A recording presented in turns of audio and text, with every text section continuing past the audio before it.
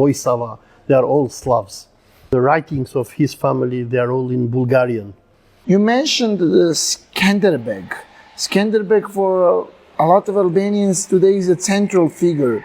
But what is the truth about Skanderbeg? Can really Albanians identify with Skanderbeg? Skanderbeg is as true as is the father of the New Year, who the little kids believe that the father, the good father of the New Year is going to come and bring them gifts. He's a myth. He was created by Austro-Hungarians when they decided to work for the creation of an Albanian nation. Until 1890s, he was not known at all by the Albanians. He was a saint for the Montenegrins. He was a Slavic saint, like we have nowadays in the city of Elbasan. The Orthodox Christians, they have the saint of Saint Vladimir. And Skanderbeg was one of these Slavic Orthodox Christian saints that Pravoslav communities had in the Balkans. When Austro-Hungarians decided to create an Albanian nation, they wanted to find a hero. But Albanian Muslims didn't have any heroes because all their famous people were people who had invaded Europe. They had invaded Italy, they had invaded Austria for the Ottomans, so they were in a big problem. And then the majority of Albanians were Muslims. But then Thalkosi, who was an Austro-Hungarian historian, Orientalist, writes in 1890s to the Ministry of Foreign Affairs of Austria. He was a close friend of Benjamin von Kalai, the person who took care for the creation of the Bosnians. He writes to the Austrians and tells them, listen, we have found this guy Skanderbeg. He is a saint for the Montenegrins, but never mind, we can make him a hero for Albanians. Recent historical studies have shown that the family of Skanderbeg, if you see the names of mothers and sisters and what have you, are Stanisha, Reposh, Peposh, and what have you, Voisava, they are all Slavs.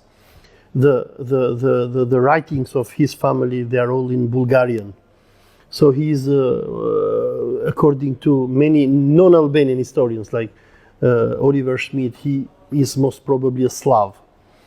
But he was turned into a hero of Albanian nationalism, and Albanians who do not read science, who do not understand how science is, if you tell them that Skanderbeg is a Slav, like sometimes I like to provoke them a bit, they go crazy. I mean, they say, how can you say he's a Slav?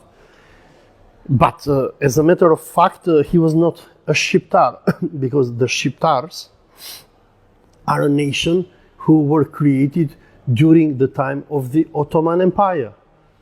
Because the Shqiptars are different from the people of Skanderbeg. The family of Skanderbeg was a Byzantine and Slavic family, while the Shqiptar, they are people who were created out of Muslims who lived in the western provinces of the Ottoman Empire in the Balkans. If you go in Kosovo nowadays, you will find many Kosovars who are Cherkess, who are Bosniak, who are Torbesh, who are Goran, who are Turks.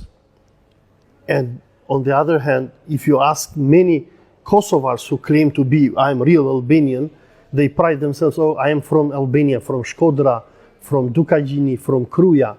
So in time of the Ottoman Empire, because of the wars that happened in Kosovo, and especially the great Serbian migration, what happened is that waves of Albanians passed the mountains and populated Kosovo. Kosovo was Albanianized and Islamized after the Battle of Kosovo-Polje, when Sultan Murad defeated Tsar Lazar. So Albanians, in a way, are a product of the Turkish Empire. I know that Albanians, when they see this, they will be mad with me, they will insult me.